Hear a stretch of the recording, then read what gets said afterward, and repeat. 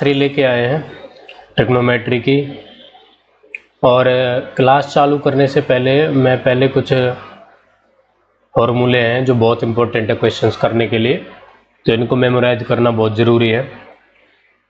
जैसे कि यहाँ पे tan a plus B, tan a plus tan b over 1 minus tan a tan b एक फार्मूला है tan a प्लस बी का। तो इनका थोड़ा याद करने का मैं थोड़ा सा ट्रिक बता देता हूँ। जैसे tan a प्लस बी है तो प्लस का प्लस रहेगा यहाँ पे, और जब माइनस आएंगे तो ऊपर माइनस ही रहेगा, ठीक है।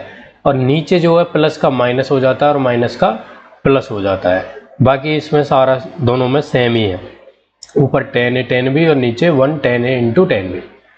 अब आ जाते हैं cot a cot b में। cot a प्लस बी का जो फॉर्मूला है ये tan a प्लस बी के फॉर्मूले का जस्ट उल्टा है। तो इसमें हमने अंश को हर बना दिया और हर को अंश बना दिया, लेकिन इसमें एक चीज़ और है, जहाँ जहाँ cot है वहाँ tan हो जाएगा। तो cot को tan कर दिया, और यहाँ पे भी tan a tan b जो है इसको cot a cot b लिख करके -1 उल्टा करेंगे इसका। वैसे cot a माइनस b में है तो यहाँ पे प्लस का प्लस था, ये यहाँ पे प्लस है तो यहाँ प्लस नीचे हो गया अब, और ऊपर माइनस हो गया, मतलब उल्टा हो गया। अब यहाँ पे माइनस है तो यहाँ प्लस और नीचे माइनस हो जाएगा, बस इतना ही फर्क है। तो याद कर लेना है फॉर्मूले। और देखो tan 45 प्लस थीटा, इसको 1 plus tan theta 1 minus tan theta ही लिख दिया यहाँ पे।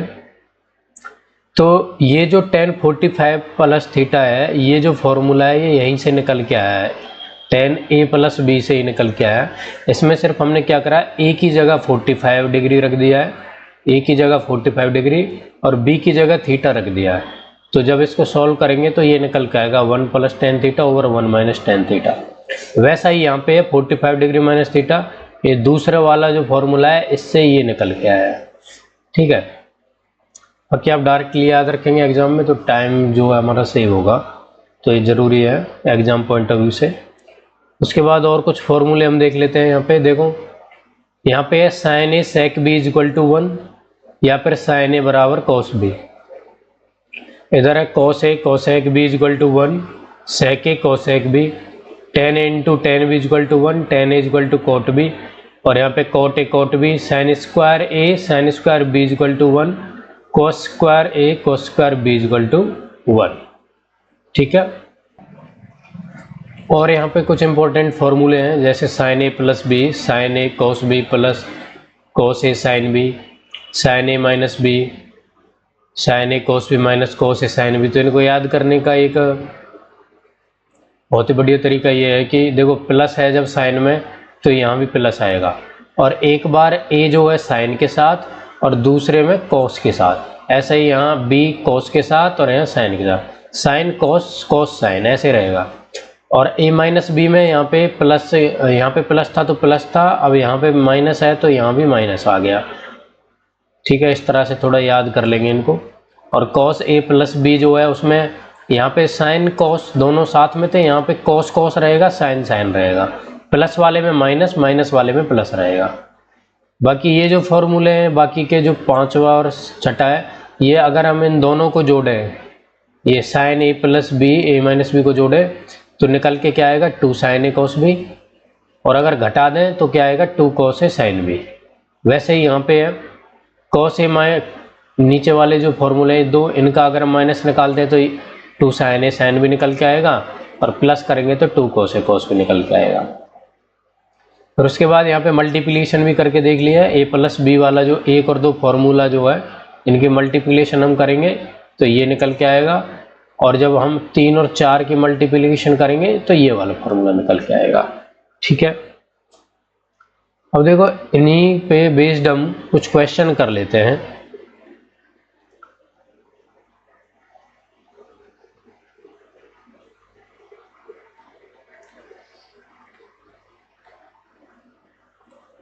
कुछ क्वेश्चन जैसे कि मान के चलो आपसे पूछने लगे कि cos 15 डिग्री की वैल्यू बताओ। क्वेश्चन आ गया cos 15 डिग्री किसके बराबर होगा, ठीक है। तो हमने जो टेबल से जो पढ़ा था वो 0, 30, 45, 60 और 90 के लिए तो पढ़ लिया, लेकिन 15 डिग्री के लिए हमें क्या मान आएगा हमें पता ही नहीं है। तो ये हम इन फॉर्मूले जो अभी हमने पढ़े हैं इनकी हेल्प से करेंगे, ठीक है। वो कैसे, देखो cos 15 डिग्री को ऐसे दो एंगल्स में तोड़ दो जो हमें नॉन है। जैसे कि यहाँ पे दो देख पा रहा हूँ मैं, या तो 45 माइनस 30 कर दो या 60 माइनस 45 कर दो, दोनों का अंतर जो है वो 15 डिग्री है, कुछ भी कर लो आप। तो मैंने चलो लिख दिया cos 45 डिग्री माइनस 30 डिग्री, तो 45 में से 30 कितना आएगा 15। तो अब यह जो फॉर्मूला बन गया बिल्कुल हमारा cos a माइनस बी का, cos a माइनस बी का फॉर्मूला क्या था अभी हमने पढ़ा था, वो क्या है cos a into cos b, और इसमें उल्टा हो जाता है, माइनस का प्लस हो जाता है, प्लस का माइनस, यहाँ माइनस है तो प्लस आ जाएगा, और क्या आ जाएगा sin a sin b, ठीक है। अब देखो cos a क्या है 45 डिग्री है, तो cos 45 degree cos b 30 degree plus sin 45 degree और sin 30 डिग्री, इनके हमें मान पता होना चाहिए बिल्कुल। sin 45 cos 45 दोनों क्या होते हैं 1/√2 होते हैं, और cos 30 डिग्री की वैल्यू क्या होती है, cos 30 डिग्री की वैल्यू क्या होती है √3/2, और ये तो 1/√2 है sin 45, और sin 30 की वैल्यू क्या होगी 1/2।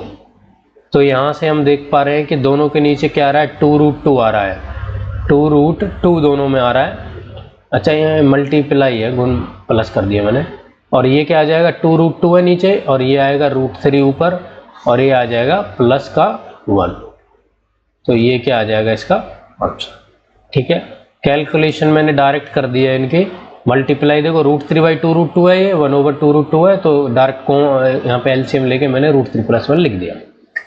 ऐसे ही अगर आपको क्वेश्चन पूछने लगे भाई आप sin 75 डिग्री की वैल्यू बताइए, किसकी sin 75, अब हमें इस 75 डिग्री को भी ऐसे दो एंगल्स में तोड़ना है जो हमें नॉन हो, तो ऐसा हम कैसे कर सकते हैं, देखो इसको क्या लिख सकता हूं मैं 45 डिग्री प्लस 30 डिग्री, बस फॉर्मूला हो गया। ये किसका फॉर्मूला है sin a प्लस b का, तो फॉर्मूला में सीधा सीधा फॉर्मूला बेस्ड क्वेश्चन है, तो इसमें क्या लिखते हैं हम sin a cos b, plus में प्लस ही रहता है, और cos a sin b, ये फॉर्मूला है। sin a कितना हो जाएगा sin 45 degree, cos b cos 30 degree, plus cos a है cos 45 और sin 30 डिग्री, इनकी वैल्यू हम पुटअप कर देंगे और आंसर आ जाएगा। sin 45 कितना होता है 1/√2, cos 30 हमने निकाला था अभी, कितना आया था √3/2, और cos 45 भी 1/√2 होता है, और sin 30 की वैल्यू अभी हमने निकाली थी, वो कितनी थी 1/2। तो अगर आप देखो तो ये सेम ही आ रहा है √3 + 1/2√2, ठीक है, बिल्कुल सही आ रहा है, क्योंकि cos 15 डिग्री बराबर होगा sin 75 डिग्री के, जानते हो कि नहीं, क्योंकि यहाँ पे a प्लस b क्या आ रहा है 90 डिग्री, 15 और 75 की वैल्यू 15 और 75 हम देखें तो कितने हो रहे हैं 90 हो रहे हैं, ठीक है। तो सीधे सी बात है cos 15 डिग्री बराबर आएगा sin 75 डिग्री का, ये यहाँ से हेंस प्रूफ भी हो गया। उसके बाद हम क्वेश्चन देख लेते हैं कुछ और इस पे।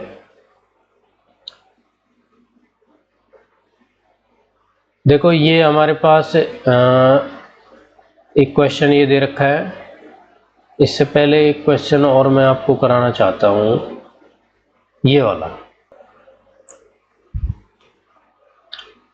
तो देखिए ये क्वेश्चन दिया हुआ है tan 57 degree plus cot 37 tan 33 cot 53, यहाँ पे दो एंगल हमें दे रखे 57 और 37 यहाँ पे, और 33 और 53 यहाँ पे।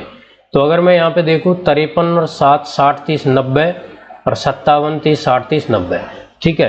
तो यही हमारे पास इस क्वेश्चन को सॉल्व करने के लिए बढ़िया क्लू है। तो tan 57 डिग्री इसको मैं ऐसे लिख देता हूँ, और इसको हमें क्या करना है एंगल जो है दो एंगल में चेंज कर देना है, मतलब, ठीक है। अब जैसे cot 37 है तो इसको मैं लिख दूंगा 1/tan 37 डिग्री लिख दिया, ठीक है। अब जो 57 और 37 ऊपर है वो भी हमें नीचे भी 57 और 37 ले आएंगे, उससे क्या क्वेश्चन सॉल्व हो जाएगा बढ़िया।